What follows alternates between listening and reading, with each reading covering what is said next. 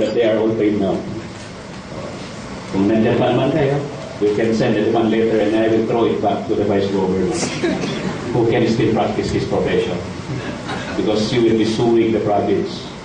I will be representing the province in my capacity as the local chief executive.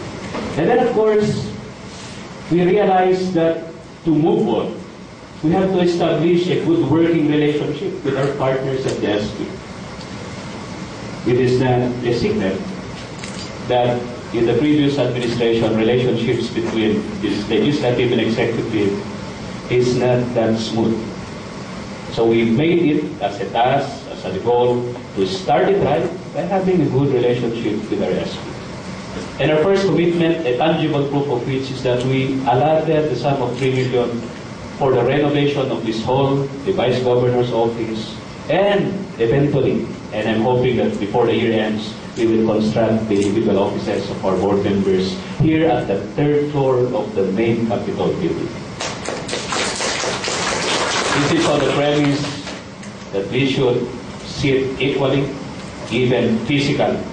We should be occupying the same floor in the same Capitol. After all, we are the same government. So, Adwani, welcome to our members of the Sangguniang Palalawigan on your first inaugural session in this in this hall.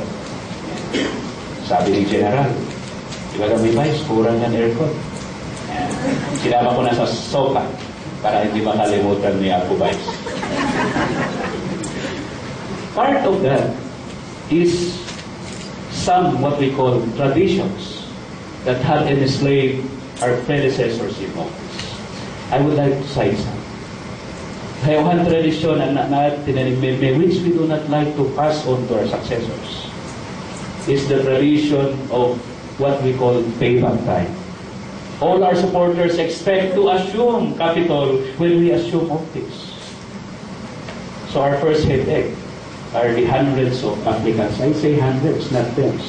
If you look at the records of our Provincial Employment and Assistance Office, our list of applicants is already 1,000 plus from all professions. Wala pa yung profession ang naginira ng classified dekalo na pumpur na sir.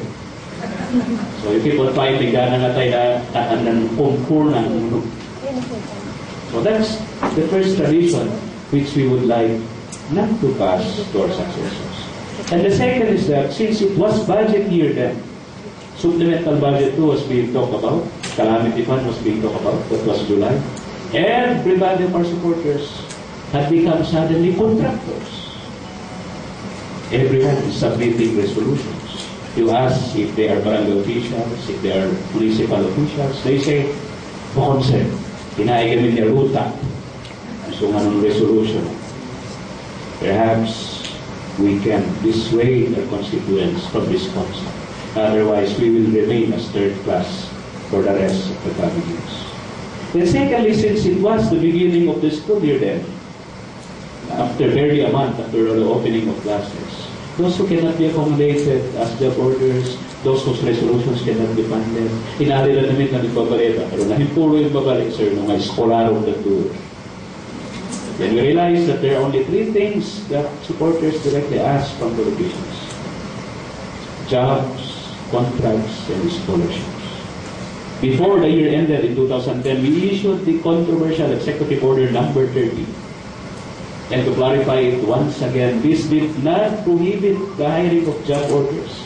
What we prohibited actually is the detail or assignment of job orders outside the provincial local government unit. This is actually to centralize all our programs and projects, so that if we detail personnel outside the province, it should be in pursuance of our own programs, our own projects. Lately, we have fielded 26 nurses under our rural health midwife for the geographically isolated and depressed areas, which is our own innovative program under our